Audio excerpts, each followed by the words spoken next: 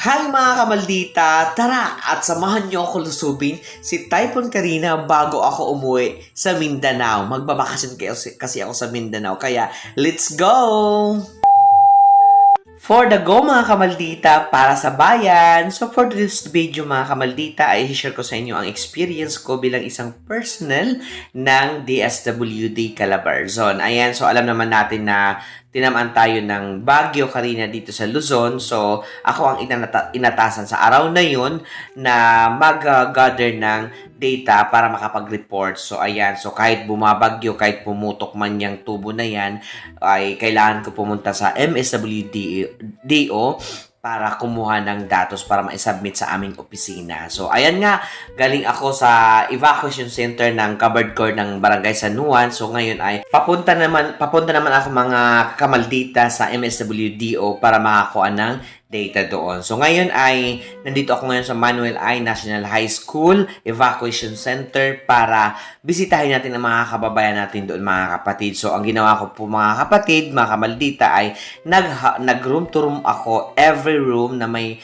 mga evacuees ay pumunta ako at para kausapin sila at kumustahin sila. Dahil iba pa rin mga kapatid, mga kamaldita, pag sila ay nakakakita ng DSWD personnel dahil nagkakaroon sila ng lakas ng loob at nakikita mo talaga na masaya sila dahil wow, DSWD, diba? So, alam naman natin ng DSWD pag nandun ay may kasunod na ayuda na makakarating sa kanila. So, ayan, bilang isang public servant, it is my duties and responsibility bilang isang social worker. So, kailangan ko i-serve ang mga tao na nasalanta ng bagyo at makita ang kanilang sitwasyon at makapagbigay ng report sa aming opisina. Kaya maraming salamat sa LGU partner, sa DepEd partner sa pag-assist sa akin.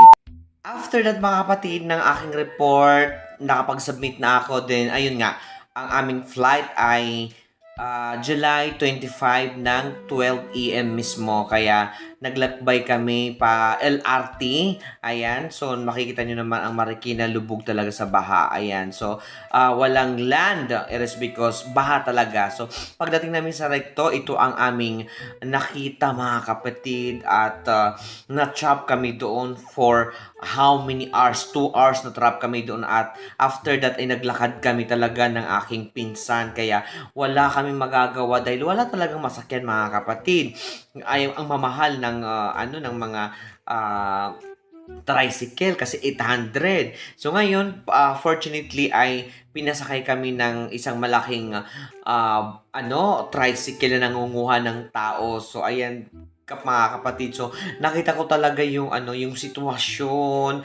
Napapanood ko lang sa TV dati, pero totoo pala mga kapatid. Pero yung mga tao diyan, mga kapatid, naliligo lang sila. Parang wala silang takot. Wala silang takot na makuryente. Pero kami, takot ako. Baka may matumba na na poste at kuryente, di ba? So, buti na lang nakakasakay kami dito. Tag 20 lang ang bayad dito mga kapatid. So, kung hindi kami dito mga kapatid nakasakay, talagang iyak talaga ako at gustong-gusto ko na bumalik sa Taytay. Pero hindi ko ginawa. It is because kailangan umuwi ako dahil nakabook na kami at kailangan ko na magbakasyon at gusto ko na talaga makita si nanay.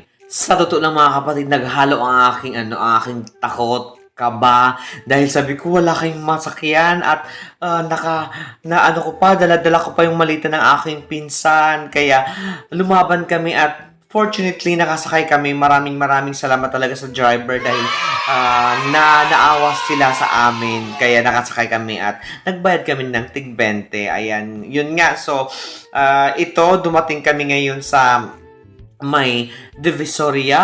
Fortunately, dahil walang walang tubig. Kaya ngayon ay dumating kami sa port at maraming salamat dahil kami ay safe. Kahit na delay, basta buhay. Ayan mga kapatid. So, dumating aming barko ng 6 AM in the morning at kami ay sumakay ng 12 PM in the afternoon. At naglagbay kami ng 8 PM in the evening. Alhamdulillah and bye!